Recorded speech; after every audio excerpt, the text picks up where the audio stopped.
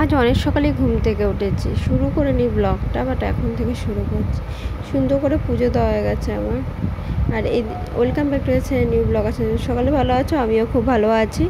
আর এদিকে আমি তোমাদের বললাম আমি রেডি হয়ে গেছি। আগের দিন বললাম আমি বেরোবো, আমার কিছু কাজ আছে, কাজগুলো আমি সারবো, সেরে বাড়ির দিকে যাব।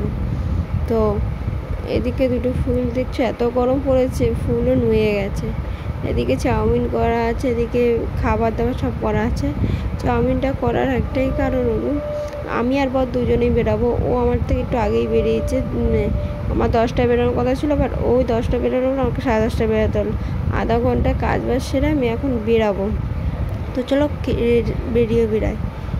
আমি এখন বাড়ি চলে এসেছি, এনার্জিটা খুব লো। আমি বাড়িতে এসে একটু রেস্ট নিলাম, দেন তারপর তো এখন ব্লগ স্টার্টও করলাম আবার। আর তোমার সাথে কথা হবে, আর বাকি সব কিছু কাজও করবো, কেন বাড়িতে গিয়ে আর ব্লগ স্টার্ট করিনি। বাড়িতে কিছু কাজ হচ্ছিলো বা কোনো ব্যাপার ছিল, সেই হিসাবে আমি ব্লগ স্টার্টও করিনি বা কোনো কিছু করিনি। তো দেখতে পাচ্ছ সব কিছু সব পরিষ্কার করে নিয়েছি। আর সবচেয়ে বড় কথা যেটা দেখাবো জিনিসটা তোমাদের, সে শেয়ার করছি, দাঁড়াও। ঘর দরজা অবস্থা হয়েছিল কি বলবো, আর এখন আর ভাল লাগছে না।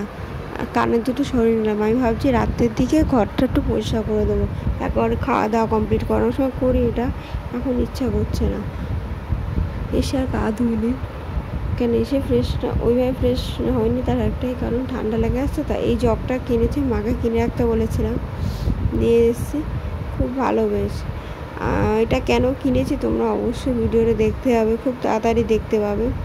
আমার এদিকে কিছু প্রবলেম চলছে, প্রবলেমটা সর্ট আউট হয়ে গেলেই বাকি সব আমরা দেখতে পাবে রিসেন্ট কী হচ্ছে না হচ্ছে। আর এদিকে সব কিছু গুছিয়ে পরিষ্কার করে নিচ্ছে।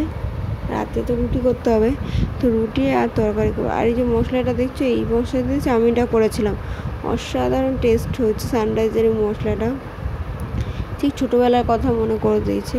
আমি হচ্ছে চাউমিনটা বিনস আর আলু, পেঁয়াজ, লঙ্কা কুচি সব কিছু দিয়ে ভেজে তারপর চাউমিনটা দিয়েছিলাম। ওটা ভাজাটা শুধু একটু ভালো করে ভেজে চাউমিনটা দেওয়া হয়েছে, মানে অতিরিক্ত তেল দেওয়া হয়নি। তো একদম শুকনো শুকনো করলে আমার বরের খুব খেতে অসুবিধা হয়, আগে একবার দেখলাম। তো এইভাবেই করলাম, দেখলাম ও খেয়ে নিল, যা দিয়েছি খেয়ে নিয়েছে। কিন্তু আমিও একটু একটু করে দুবার খেয়েছিলাম, অল্প একটু করে প্রথমবার। অসাধারণ লেগেছিলো সিরিয়াসলি। আমি তোমাদের রেসিপিটাও দেখানোর কিছু নেই, মশলাটা তোমরা ইউজ করলেই বুঝবে। মশলাটার জন্য একটা আলাদা গন্ধ আর স্বাদ বেরিয়েছে। আর অবশ্যই ভেজিটেবলস দিয়ে তৈরি করলে তো আর ভালো ব্যাপার।